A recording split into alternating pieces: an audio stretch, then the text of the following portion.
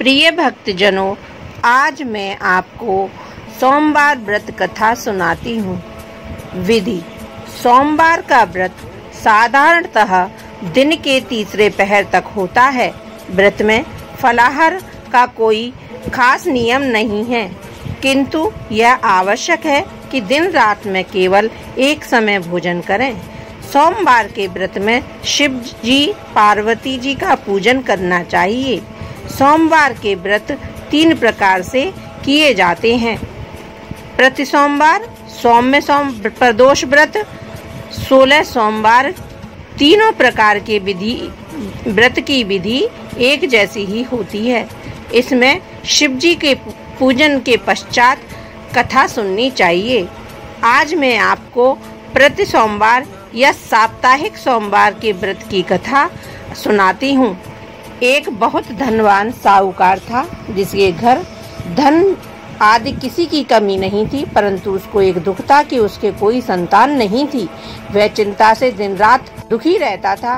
पुत्र की कामना के लिए प्रति सोमवार को शिव जी का व्रत और पूजन किया करता था। सायंकाल को शिव मंदिर में जाकर शिव जी के सामने दीपक जलाया करता था। उसके इस भक्ति भाव से प्रसन्न होकर एक दिन पार्वती जी ने शिव जी से कहा, हे शिव जी, आपको यह साहूकार अनन्य भक्त है और सदैव आपका व्रत और पूजन बड़ी श्रद्धा के साथ करता है। इसकी मनोकामना आपको अवश्य पूरी करनी चाहिए। शिव जी ने कहा, हे पार्वती, यह तो संसार कर्म क्षेत्र है। जिस प्रकार किसान खेत में जैसा बीज बोता है वैसा ही फल काटता है, उसी प्रकार संसार में प्राणी जैसा कर्म करता है वैसा ही फल भोगता है। पार्वती जी के इस प्रकार आग्रह करने पर शिव जी से ने कहा, चलो, इसके कोई पुत्र नहीं है, इसी चिंता में यह अति दुखी रहता है, तो इसके भाग्य में पुत्र न होने पर भी मैं इसे पुत्र की प्राप्ति के लिए वर देता हूँ, परंतु यह पुत्र केवल 12 वर्ष तक जीवित रहेगा। इसके पश्चात मृत्यु को प्राप्त हो जाएगा और मैं इससे अधिक कुछ नहीं कर सकता। यह सब बातें साहूकार सुन रहा था। न उसे सुनकर यह कोई प्रसन्नता हुई और न किसी प्रकार का दुख हुआ। वह पहले जैसे शिव जी का व्रत पूजन करता था वैसे ही करता रहा। कुछ समय पश्चात उसके घर अति सुंदर पुत्र की प्राप्ति हुई। साहूकार के घर में खुशी मनाई जाने लगी, परंतु साहूकार उसकी केवल 12 वर्ष की आयु जान करके कोई प्रसन्नता महसूस नहीं कर रहा था। न किसी प्रकार का उसे उल्लास हो रहा था। जब वह बालक 11 वर्ष का हो गया, उस बालक की माता ने उसके पिता से उसके विवाह के लिए कहा, तो साहूकार कहने लगा, अभी मैं इसका विवाह नहीं करूंगा, अपने पुत्र को काशी पढ़ने के लिए भेजूंगा। साहूकार ने अपने साले अर्थात बालक के मामा को बुलाकर बहुत सा धन देकर कहा, इस बालक को काशी जी पढ़ने के लिए ले जाओ। रास्ते में जाते समय जिस स्थान पर रुको उस स्थान पर यज्ञ करना और ब्राह्मणों को भोजन कराते जाना। वह दोनों मामा भांजे यज्ञ करते हुए ब्राह्मणों को भोजन कराते हुए जा रहे थे कि रास्ते में एक शहर पड़ा। उस शहर की राजकन्या का विवाह था। दूसरे राजा का लड़का विवाह करने के लिए बारात लेकर आया था, परंतु वह एक आंख से काना था। उसके पिता को इस बात की बड़ी चिंता थी, कहीं कन्या वर को देखकर विवाह से इनकार न कर दे। इस कारण उसने अति सुंदर सेठ के लड़के को देखकर उसके मन में विचार आया, क्यों ना मैं इस लड़के से वर का काम चला लूं। ऐसा विचार कर वर के पिता ने उस लड़के के मामा से बात की तो वह राजी हो गए। फिर लड़के को वर के कपड़े पहनाकर घोड़ी पर चढ़ाकर दरवाजे पर ले गए। सब कार्य प्रसन्नता से पूर्ण हो गया। फिर वर के पिता ने सोचा, यदि विवाह कार्य भी लड़के से करा लिया जाए तो इसमें क्या बुराई है। ऐसा विचार कर लड़के और उसके मामा ने उसने कहा, यदि आप फेरों का काम और कन्यादान का काम भी करा दें तो आपकी बड़ी कृपा होगी।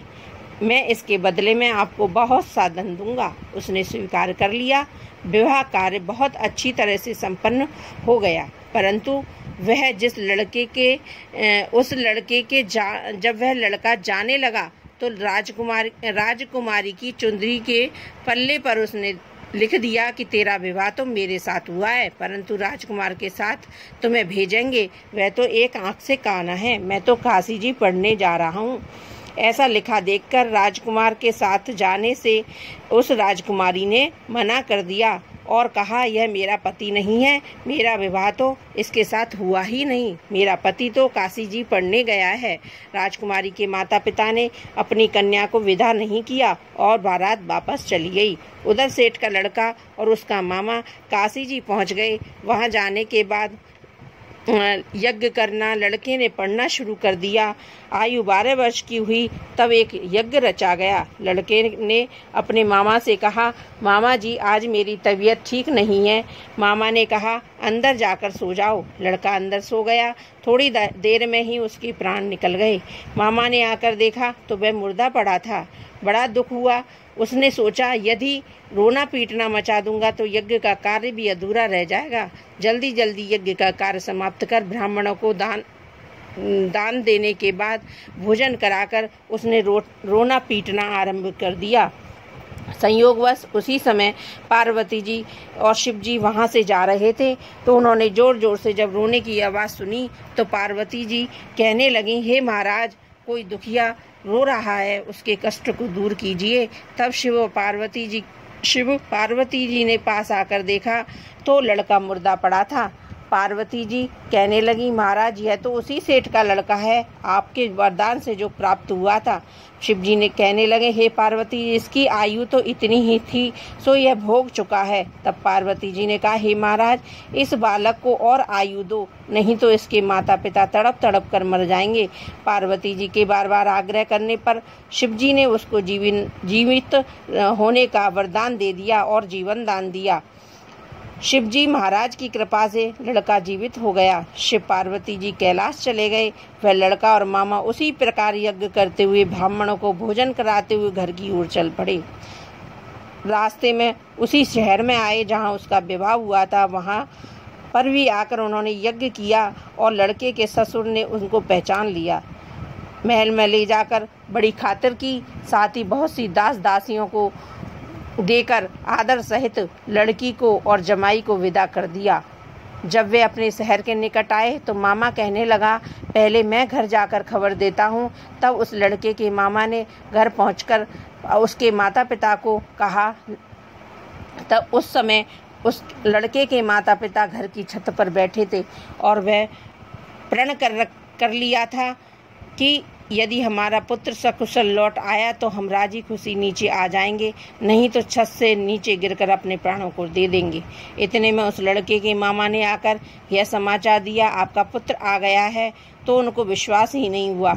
उसके मामा ने शपथ पूर्वक कहा, आपका पुत्र अपनी स्त्री के साथ बहुत सा धन लेकर आया है। तो सेठ ने आनंद के साथ उसका स्वागत किया, बड़ी प्रसन्नता के साथ रहने लगे और इसी प्रकार खुशी खुशी उनका जीवन व्यतीत होने लगा।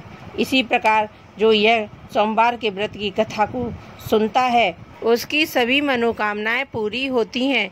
यदि आपको मेरी यह कथा पसंद आई हो तो ज़रूर शेयर कीजिए और मेरे इस चैनल को सब्सक्राइब कीजिए। ओम नमः शिवाय, ओम नमः शिवाय, ओम नमः शिवाय।